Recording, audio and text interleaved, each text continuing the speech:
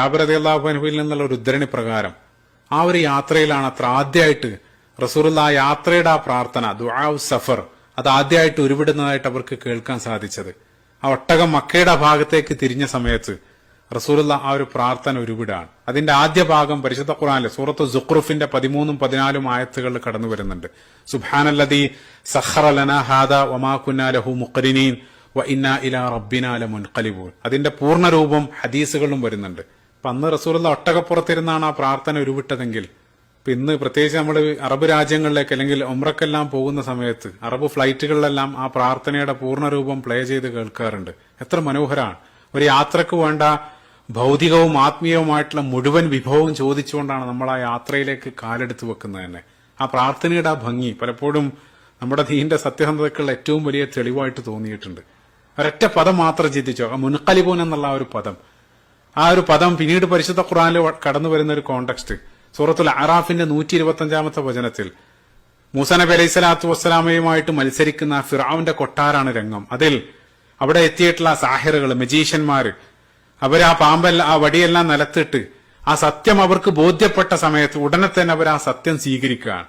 അപ്പൊ ഫിർഔൻ അവരെ വധിക്കുമെന്ന് ഭീഷണിപ്പെടുത്തിയ സമയത്ത് അവർ നൽകുന്ന മറുപടി ഖാലു ഇന്നാ ഇലാ റബ്ബിനാ ലമുൻഖലിബൂൻ. ഫിർഔൻ, നീ ഞങ്ങൾ എന്ത് ചെയ്താലും വേണ്ടിയില്ല, ഏതായാലും ഞങ്ങൾ അള്ളാഹുവിലേക്ക് മടങ്ങേണ്ടവരാണ്, തിരികെ പോകേണ്ടവരാണ്. ലമുൻഖലിബൂൻ. അവരുടെ ആ യഖീൻ നോക്കുക.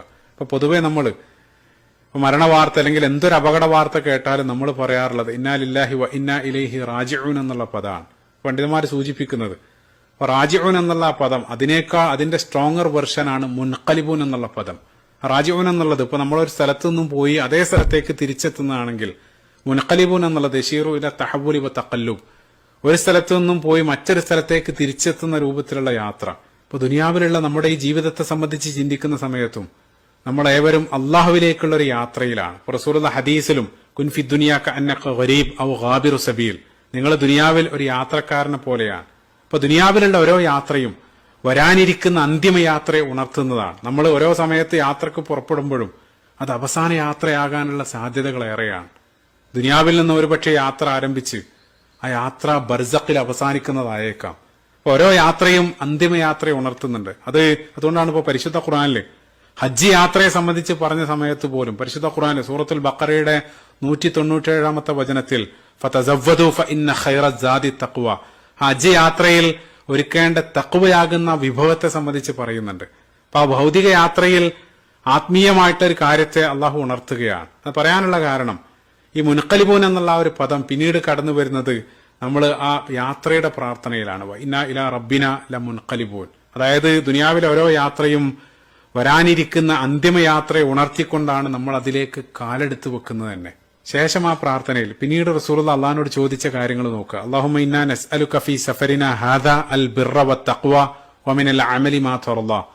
ആ യാത്രയിലുടനീളം ആ പുണ്യവും അതേപോലെ തന്നെ തഖ്വയെല്ലാം മുറുകെ പിടിക്കാൻ അത് ആ ഒരു കരുത്തിന് വേണ്ടി പ്രത്യേകമായിട്ട് ചോദിക്കുകയാണ്. കാരണം നമ്മൾ പറയാറുണ്ട് ഒരാളെ തനിനിറം മനസ്സിലാക്കാൻ ഒരു മാനദണ്ഡമായിട്ട് പറയുന്നത് അയാളുടെ കൂടെ യാത്ര ചെയ്താൽ മതി എന്നുള്ളതാണ്.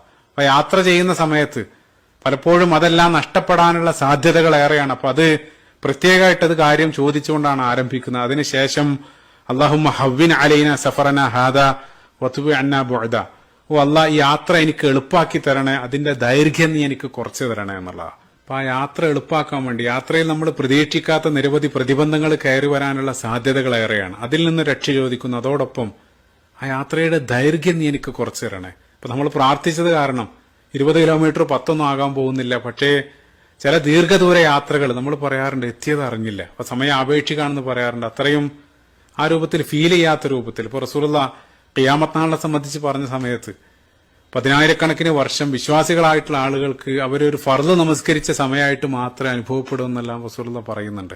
പ്രത്യേകിച്ച് ഇപ്പൊ നമുക്കറിയാം ആധുനിക കാലത്ത് നിരവധി ട്രാഫിക്കും മറ്റും കാരണമെല്ലാം നമ്മൾ പ്രതീക്ഷിക്കുന്ന ആ ഒരു സമയത്ത് എത്തിക്കൊള്ളുന്ന വരെയില്ല. അപ്പൊ അത്തരത്തിലുള്ള തടസ്സങ്ങൾക്കെല്ലാം രക്ഷ ചോദിച്ചുകൊണ്ടാണ് നമ്മൾ ഇറങ്ങുന്നത്.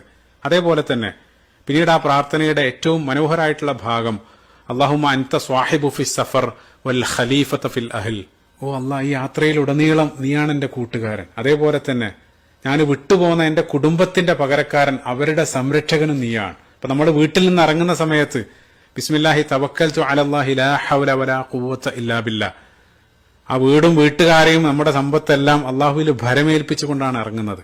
അപ്പൊ അവിടെയും സംരക്ഷകൻ അള്ളാഹു ആണ്. ആ യാത്രയിൽ ഉടനീളം നമ്മുടെ കൂട്ടുകാരനായിട്ടും അള്ളാഹു കൂടെയുണ്ട്. വഹുവ മഅക്കും ഐനമാ കുൻതും. സുബ്ഹാനല്ലാഹ്.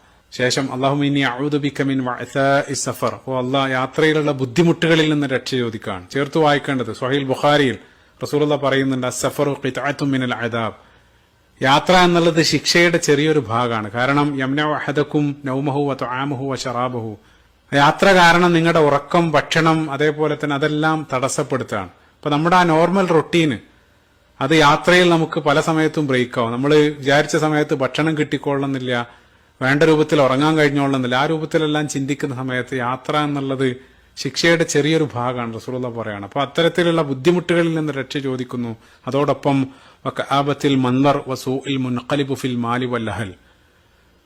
ദുഃഖകരമായിട്ടുള്ള കാഴ്ചകളിൽ നിന്നും പ്രത്യേകമായിട്ട് രക്ഷ ചോദിക്കുകയാണ്. അത്തരത്തിൽ നിരവധി, അള്ളാഹു നമ്മളെ ഏവരെയും സംരക്ഷിക്കുമാറാകട്ടെ, നിരവധി അപകടങ്ങളെ സംബന്ധിച്ച് അത്തരത്തിലുള്ള കാഴ്ചകൾ കാണാനുള്ള സാധ്യതകളേറെയാണ്.